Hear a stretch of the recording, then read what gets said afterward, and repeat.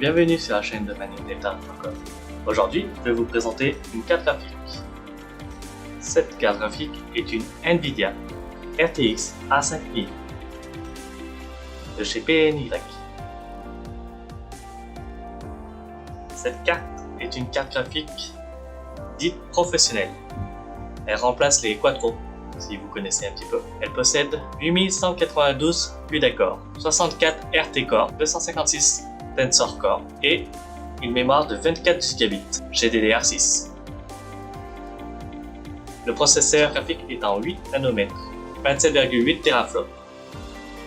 Donc cette carte graphique est vraiment utilisée pour les entreprises, donc tout ce qui est 3D, tout ce qui est rendu 3D, intelligence artificielle, deep learning ou autre. Cette carte graphique peut jouer pour faire du gaming. Elle serait proche d'une RTX 3080, mais c'est pas son but principal. Sa consommation électrique est de 230 watts maximum et un hash rate estimé pour Ethereum de 100 MHz. On va voir qu'elle peut faire un tout petit peu plus. Donc voici la carte graphique.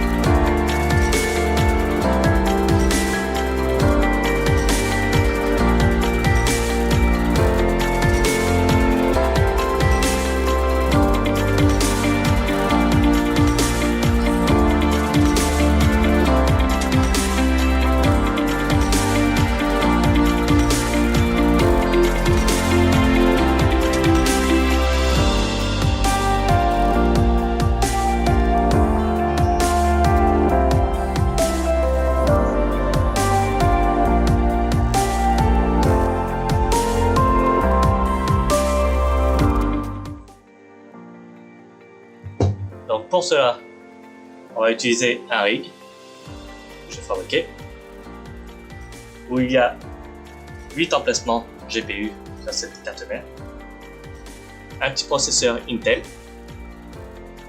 4 Go de RAM, une alimentation 850 watts de chez Corsair,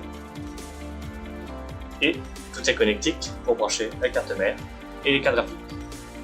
Donc nous allons la brancher tout de suite.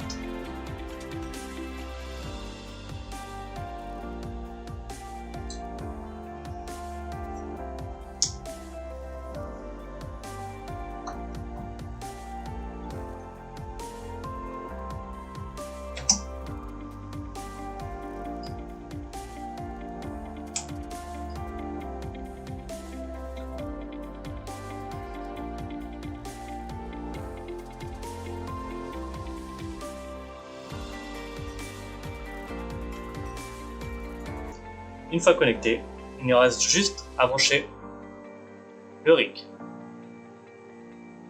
Donc pour ce faire, il nous faut un câble RJ45 pour la connexion internet, une alimentation obligatoire,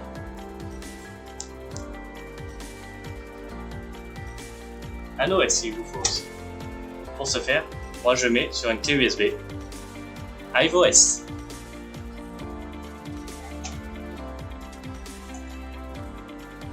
Et ensuite, clavier, souris et écran, si vous voulez voir ce que ça donne. Donc nous allons démarrer le rig.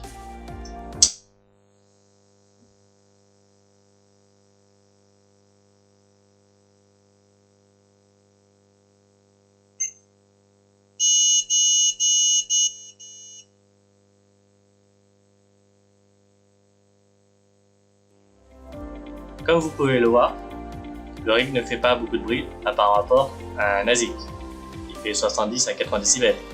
Là on est plus proche des 30-40 décibels maximum. Donc comme un PC classique que vous ferez tourner dans une pièce. C'est l'avantage d'un rig, c'est qu'il ne fait pas de bruit. Donc nous allons voir maintenant qu'il est démarré sur l'interface ce qu'il en est. A tout de suite. Nous voilà sur l'interface de IveOS où on peut retrouver la carte graphique, la RTX A5000, que ça fait 2 minutes et 36 secondes qu'elle tourne. Elle fait une moyenne de hash rate de 103 MHz, 73 de température du cœur, 96 en mémoire, et les ventilateurs sont à 45%. Consommation 218 watts. Donc pour arriver à 103,9 MHz, il a fallu que je mette sur le corps 1220 et en mémoire 2800. Je ne lui ai pas touché à l'alimentation pour arriver à 103 MHz. Donc on va aller voir directement qu'est-ce qui se passe sur le mineur. Donc il faut cliquer sur Afficher. Et nous on va voir l'état du mineur, donc on marque mineur. On peut voir que c'est bien la carte graphique A5000 qui est en train de tourner en ID0, 103 MHz. Elle a accepté 12 shades depuis 3 minutes, 4 minutes au total maintenant. Comme vous pouvez voir, il trouve bien des shades en minant. Donc on revient sur l'interface.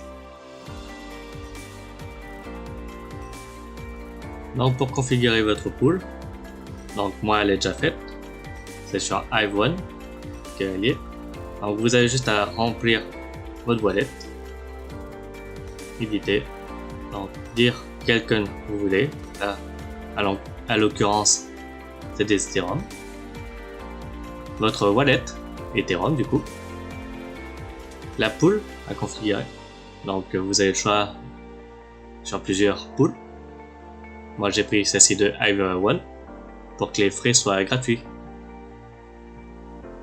Et je me suis mis sur le miner NB Miner.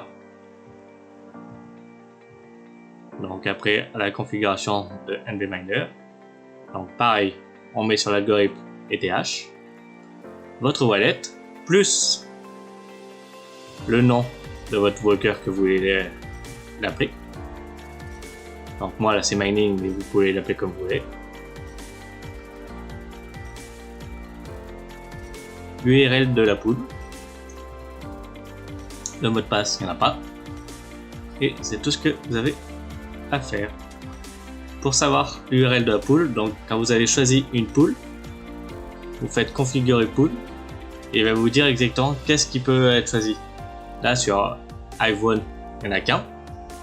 Mais sur d'autres pools, il y a en fonction de pays ou de continents. Asie, Amérique, Europe.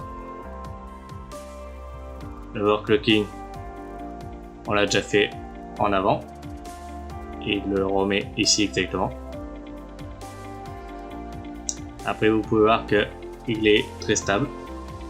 Et on voit la ligne de Hive1 qui vous dit exactement ce qu'il fait par rapport à la ligne classique.